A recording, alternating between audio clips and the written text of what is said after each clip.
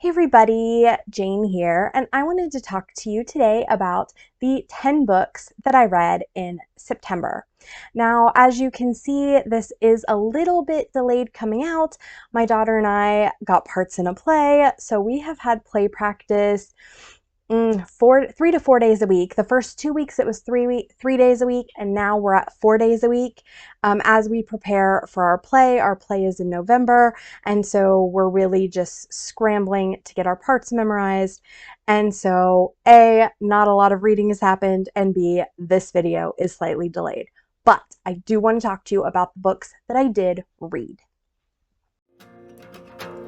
Pictures and patterns put into words that stream across the page, capturing life as soul spoken. Okay guys, so before we get into it, let's start with stats real quick. I have not been doing great with my beginning of the year goals, and that continues. Of the 10 books I read, only 2 were books that I owned, and of the books that I read, as far as I know, only one was an indie author or a small press. So it hasn't been great for meeting my goals. I think I was probably pretty close to on par with the indie author bit, but definitely not reading from my own shelf. And I think next year I'm going to have to really reevaluate that goal. I think that probably part of the issue is that books from the library, number one, that's where I get almost all of my audiobooks, and that there is like this, I need to read it so that I can return it, as opposed to books on my shelf, which are just there until I read them. So I am going to have to find other ways to get books off my shelf. I would say another kind of motivational factor I have is that originally when I made that goal, I was planning on really like kicking it up with Pango, putting a lot of books on Pango when I finished them. And putting books on Pango while I'm still doing that just is a little bit time consuming, and I don't have a lot of time. So like all these books behind you are things that I need to list on Pango and haven't yet. And there's another bin out in my main living room. So there's not that urgency of, okay, we're going to get these books and we're going to read them and we're going to get them out of here, which is what the original intent of that goal had been. And instead, right now, it's like, oh, yes, we're going to read them and then add them to the stack of other books that are sitting there waiting to go on Pango. So, all that being said, I do need to get working on my goals though, because I am being overrun with books. Unfortunately, the bookstore that is my absolute favorite bookstore is about to close. So it sounds, or at least to change ownership, and I don't know what that's going to look like. So I may be bringing in less books, which would be a win-ish. It wouldn't really be a win, but my shelves would think it's a win. Regardless, I need to read more books that I own, and I didn't this month, but let's talk about what I did read. So the first book I read, if you are new here, I typically, for my wrap up, go through books based on my rating. Now within the ratings, it's not like least favorite to most favorite. It's just, these are the books within the rating. So let's start with my DNFs for the month. I had one DNF, and that was the Watchmaker from Auschwitz. This was sent to me by the author, and while I really appreciate them sending it for me, this ended up just not being a book that meshed well with what I want to read. It doesn't have a description on the back, and I don't think I really read the description very well when they sent it to me, because before they sent it to me, when they offered to send it to me, because I think if I'd have known what this book was going forward, I wouldn't have agreed to take it. So this book follows an SS soldier becoming an SS soldier. And here's my issue with that. Number one, obviously he's not a likable character. Within the first 2 chapters, which is pretty much as far as I'd gotten, he had murdered multiple people and assaulted somebody, and it was just, there was a lot of an ick factor for me. And also I think, for me, I am not particularly interested in why psychopathic, terrible people became members of the SS. Like, that seems like where they should be. I would be much more interested in reading a book where we have a person who is a good person who ends up a member of the SS for reasons that, we see the change in them. We see the propaganda. We see all the different stuff. It's not a hard sell for me that this guy who has already, murdered 2 people within the first 2 chapters is a bad guy. Like, you've convinced me. I don't need any more. That we really didn't need this whole book. My understanding is this is based on a true person. And so I think this book might be something that is beneficial to some readers. It was too graphic and too disturbing. And for me, I was like, I am not interested enough in what's happening 2 chapters in to continue. So this one was a DNF. So I did not have any 1 stars or 2 stars, and that is pretty typical for me. I usually DNF a book that I'm not enjoying, so I'm typically not going to get all the way through a book that would be a 1 or a 2 star. It does happen sometimes with the 2 stars, rarely with the 1 stars, but sometimes with the 2 stars, I'll get all the way through and be like, okay, there was something that made this book really, really, really not work for me. But it's pretty on par for my typical reviews not to have 1 or 2 stars. The vast majority of my reads for this month were 3 stars. So let's talk about the 3-star books that I had this month. Okay, so this is going to get slightly confusing because I had 2 books with the same title. So the first book I have is Icebreaker. And this one is a male-male romance. And in this, we have 2 guys, and they're on a team, and there's some competition of, who is going to get chosen first. They're kind of the best in their school, and they both want to go pro.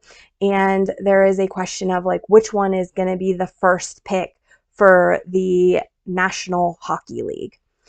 And initially, they seem like they don't like each other very much. They definitely have a rivalry. But this is a sort of hate to love or enemies to lovers romance. Overall, I thought it was okay. It is a YA romance, and it feels like a YA romance. Sometimes the one guy in it, I think his name is Mickey, he has a lot of issues with anxiety and depression. And I loved that this book gave us representation of that. There are also a lot of casually queer characters, which is wonderful to see. So it's not just the main characters, but there's other characters who are also queer, and that is wonderful. So there were some very good things. But for me, it read a little bit young, which I didn't particularly enjoy. And also, there was no spice. And for me, I think the biggest issue I had was the ending felt very abrupt. There is this lead up and this question throughout the whole book of something, and when we get to the end, it's never resolved, and we're just told as a reader it doesn't have to be resolved. And I felt like that was a huge letdown. Like, no, if you are making a huge deal throughout this whole book of this thing, then we need it resolved at the end. Not just, oh, you don't need to know what happens. No, I want to know what happens, and that's rude. So it was not a super success. I wouldn't turn people away from it. I think especially if you read a lot of young adult and like it and can handle some of the themes of young adult, the family issues and the mommy and daddy weren't as good to me as I wish they were, and kind of figuring out who you are and finding your family and things like that. I think this book might work a little bit better for you. I don't read a ton of YA, and part of that is just sometimes the characters, the issues they're having are ones that are just not as interesting to me as a 40-year-old woman. But I do think if you read YA and enjoy it and are looking for a no spice romance, this might really work for you. The second book that I gave a 3-star. And technically this was a DNF, but not intentionally, was also Icebreaker. Now this is the Icebreaker of TikTok fame. We have Stassi and Nathan. And she is a ice skater and he is a hockey player. And unfortunately, there is an issue with the ice rink, and so they end up having to share the ice.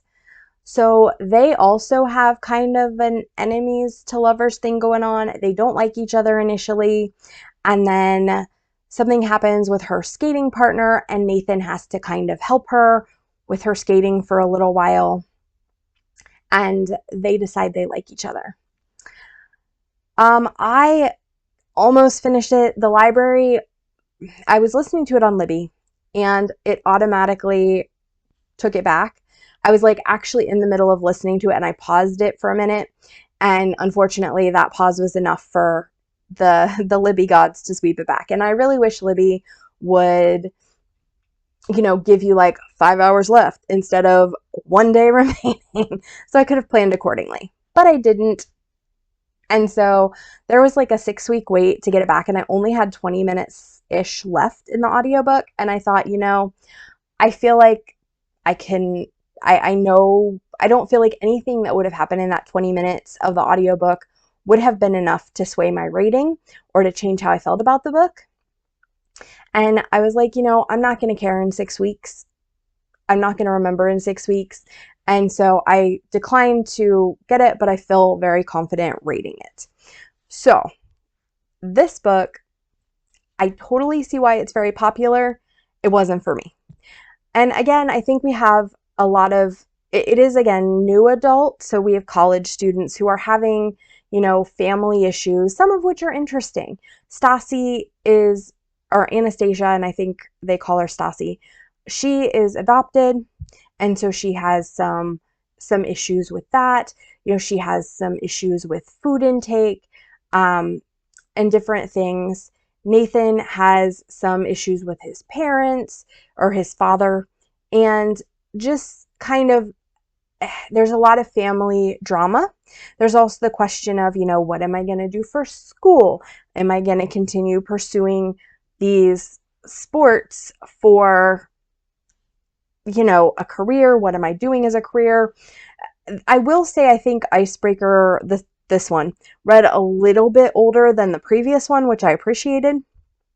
But I still ended up not being super invested in some of the issues with these characters. Now, there were things I did love. I did love the representation, the adoption, and the food complications. I really loved the friends. So there are a lot of friendships within the book, and I really did enjoy the friendships. I thought that was maybe the best part of the book. Also, there were times that I was super invested in plot things, but they didn't come often enough, and so I felt really frustrated with that. So this book is way longer than it needs to be. I think the audiobook was 13 hours. It could have probably been less than 10, and we would have still been able to get all the actual important stuff. So there's a lot of like slowness, and I was really frustrated with that sometimes. There is also an insane number of spicy scenes. And here's the thing. Y'all know I read Ice Planet Barbarian, so spice does not bother me, but I want it to be good. And this spice for me was not good. It didn't do the things I want spice to do. And it just was kind of boring. There was so much of it. And it's like, oh, they're at it again. They're at it again. I'm not excited to read this. This isn't working for me. It's not even I didn't find it particularly interesting. It was just like, oh, spice and spice and spice. Oh, we got a little plot in here. Ooh, plot, yay, plot. Oh, more spice. So that was kind of how I felt throughout the entire book. There's also big themes of jealousy, which is not my thing. So one of the issues that I had with this book is when we first open up, both characters are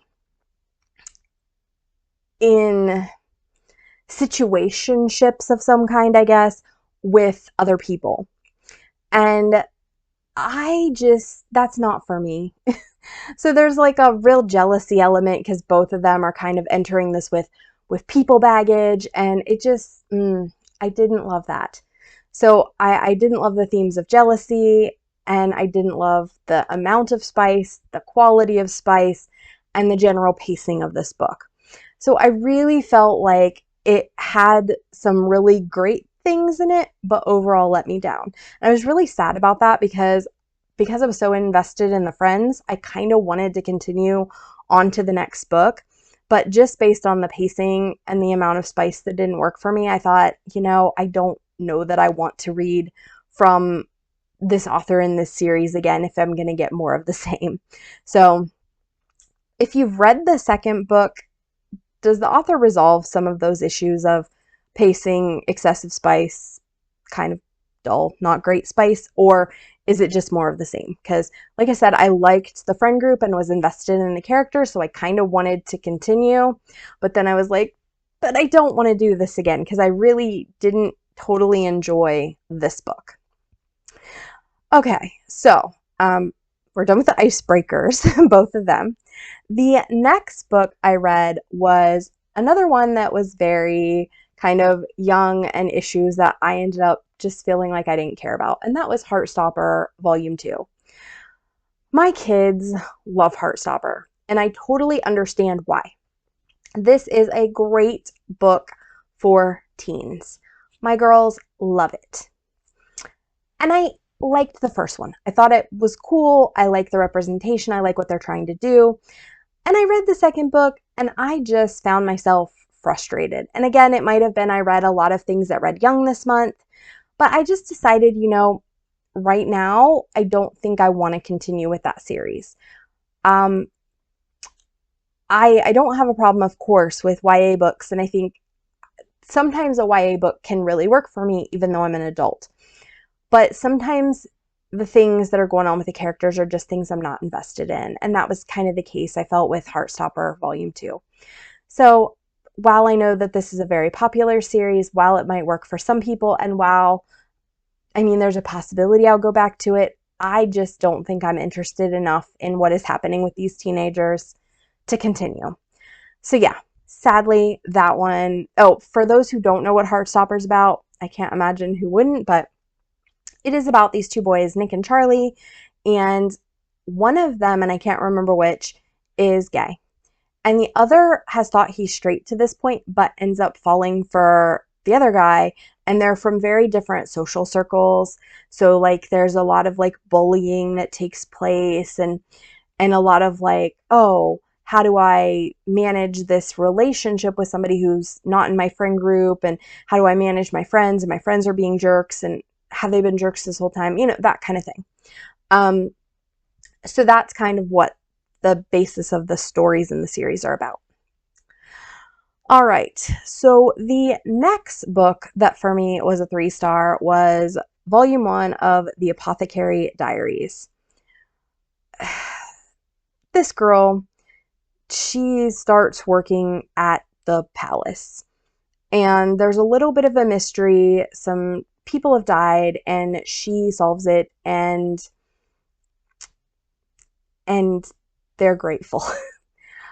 I had a hard time following some of the things that were happening in this one, and I wasn't very invested. So I'm not going to be continuing the series. I think it could work for the right people, maybe people who read a lot more manga than I do, because with manga, I sometimes really get it and I love it, and sometimes I really have trouble following it. I don't know if it's because I'm not familiar with the historical period or what, but this just didn't really work for me, and I didn't end up caring, and I had a hard time following what was happening. The last book I gave a 3-star to was also a manga, and that was Blood on the Tracks, Volume 11. So I'm enjoying this series as a whole. We had some really weird changes and things happening in this book that I know may take the story in a different way.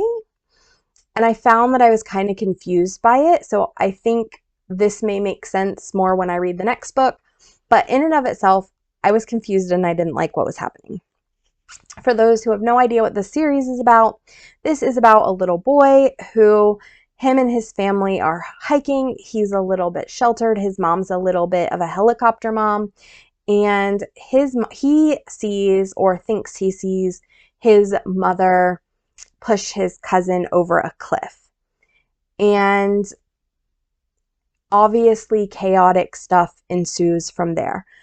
This changes his relationship with his cousin. It changes his relationship with his mother. It changes his relationship with his family. And it's causing him to have a lot of like turmoil and maybe some mental illness symptoms. It's been a journey, and I've really overall been enjoying it. This book, I didn't necessarily like where it was taking things, or where I thought it was taking things. Some of that was unclear to me. So we'll see in the next volume. I think there's 17 total, so we're getting, close to the end, and I do kind of want to see how things work out. But I didn't love this installment, and I think so far this has been maybe my least favorite installment in the series. All right, so the next books on this are my 4-star reads. So we are going to start those out with more manga. Mangas for me do tend to be in the 3s and 4s.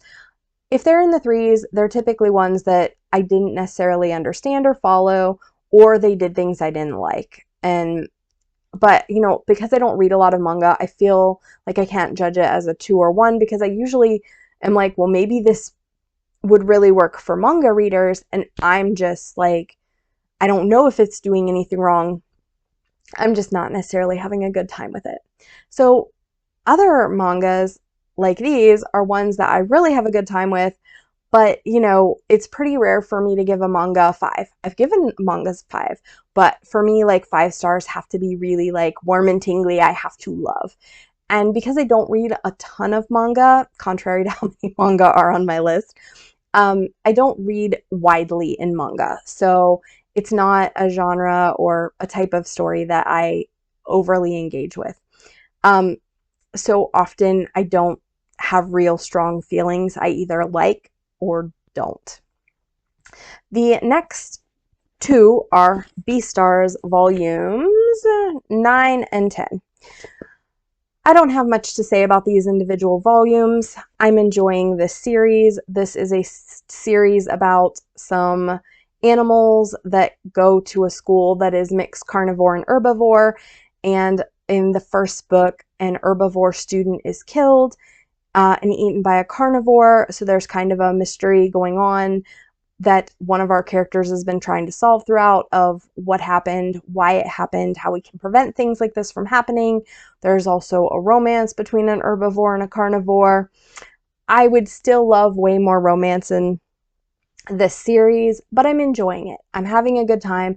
There's a lot of the how do we fight our nature, a lot of, interesting questions that I think can be posed to the larger humanity. I've been watching a lot of like nature documentaries about primates and primates being aggressive and territorial, and where humans fall into that. And I feel like in this case, like it kind of echoes back to many of the things I'm learning about primates, of like, how did humans become, able to be civilized and live with each other, and, not be like, Michigan, I'm going to take out all the Michiganders, except at football games. Now that I'm not a football person, but in Ohio, Michigan, football, the Ohio State people and the Michigan people, But regardless, like, we don't beat people up for it.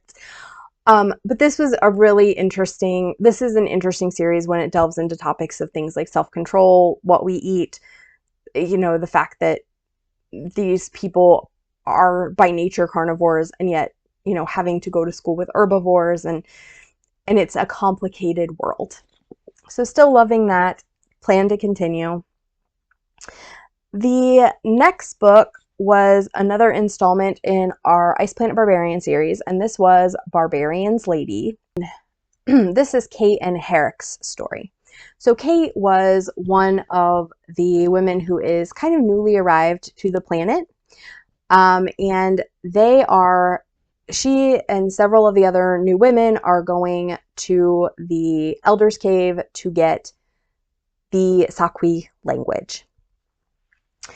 For people who don't know, Ice Planet Barbarians is about they're basically a fated mates type romance. These women end up on this ice planet, and the tribe that is there is the Sakui. There was recently a plague that took out most of their society, and there's a huge shortage of women, and so turns out that these aliens can marry the human women, and it's a fated mate system where they don't get to pick their own mate, but their Kui chooses for them.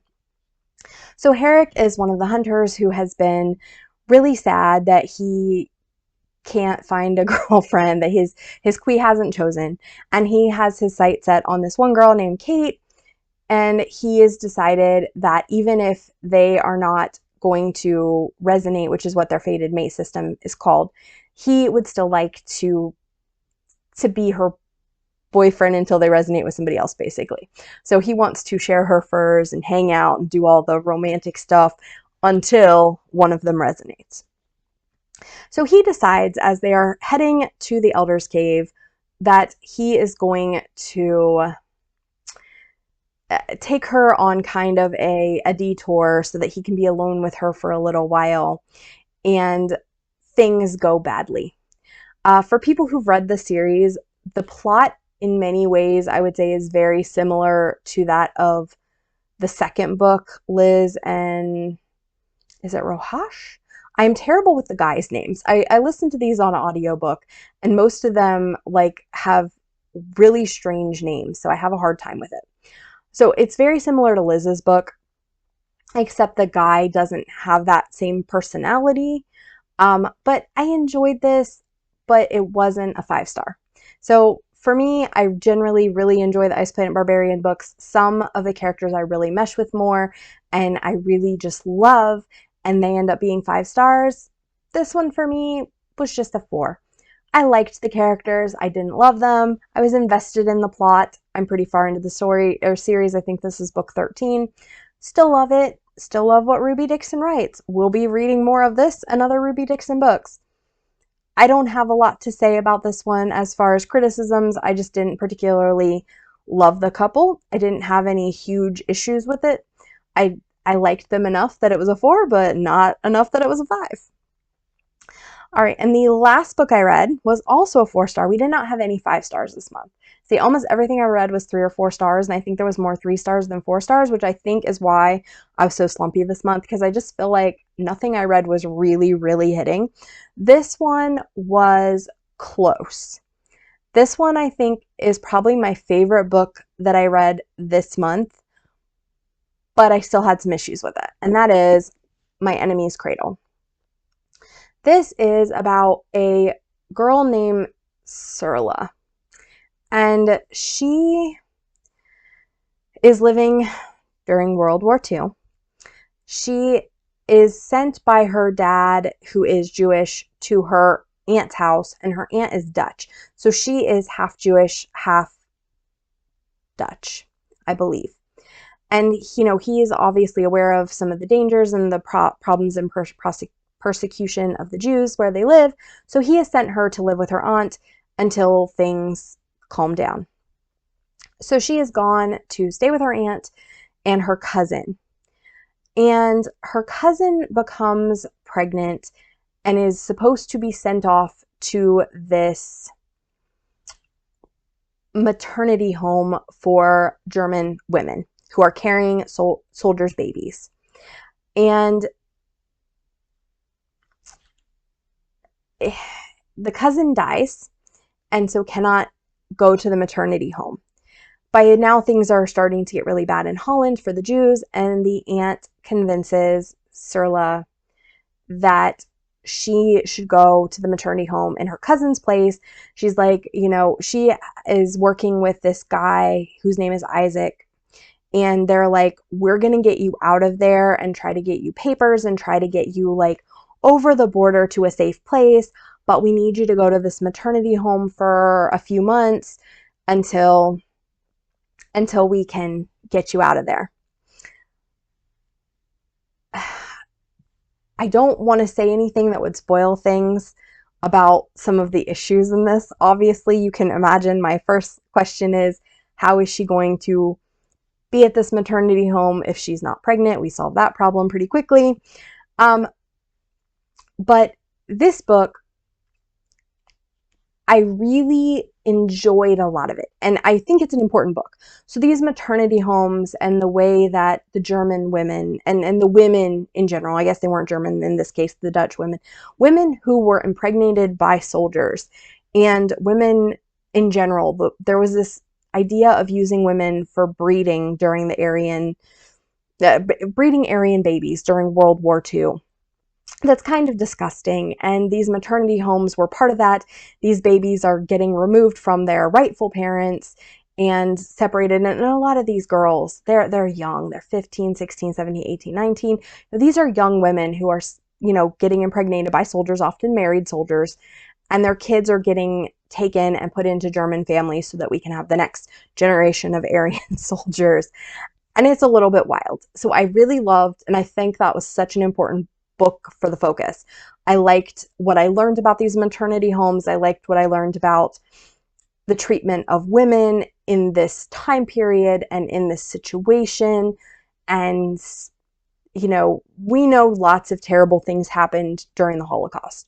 But while this isn't as terrible as many of the other things, or during World War II, not the Holocaust. I mean, obviously, like, that would have been what had happened to her if she was found. But, we are aware that so many terrible things were happening during this period to a lot of different people, including the Holocaust, which is, of course, horrible. And I'm not in any way trying to say that this compares. But the treatment of women was also something that I think doesn't get talked about enough. And this book really shed some light on it and shed some light on the way that women were just used for breeding and were treated a certain way. And, I think it's a little bit disturbing. So I did like what I learned. I liked a lot of the things in this book. There are some kind of, I'm not sure I'd call them plot holes. But there's some things that I felt like were like, okay, a little hand wavy, like, okay, I guess we're going to go with that and just say that that's what happened. Okay, I believe you. We need that for plot reasons. Like, I guess plot conveniences, I guess, is what I should say. And I didn't always love that. There's also a very important relationship in the later half of the book that I don't want to talk about here because it takes place in so late in the book. And if you do want to read this, it would be spoilery. But I just felt like that relationship wasn't given the time to develop that it needed to. It almost is very hand wavy, and there's this whole, we're in a terrible time, and therefore we're going to have this situation occur, and it didn't feel like it was really natural. So again, I'm kind of talking in circles because I don't want to say exactly what happened in case you want to read this. And I think this is a good book worth reading. It really was. I really did enjoy it. But I did feel like that, for me, didn't necessarily work. And I also felt like the ending, I could have had a little bit more. I would have liked a little bit more. There's a big old time jump. And I feel like at the end, especially of this book, there are some pacing issues. Like, things happen really quickly, and I wanted more, and I wanted more resolution, and there's some things that are said or implied, but not necessarily like processed. So there's just a lot of stuff in this book. Overall, I thought it was a good book, definitely worth a read. I just thought sometimes we had some plot conveniences and believability issues and pacing issues. So yeah, those are the 10 books that I read in the month of September. Have you read these? And if so, what are your thoughts on them? What did you read in September? Was it a good reading month for you, or is life busy? A lot of us, I think, the kids are back in school, so we have activities. My kids are in esports, so we have sports and play practice and all this. And my one kid's going to join the school theater club, and it's just like so much to do. And like, on one hand, I'm so grateful that they're busy and happy, but oh my, it keeps me running. So yeah, please tell me about what you read. And if you've made it this far, please leave a book emoji in the comments. And I'll talk to you next time. Bye.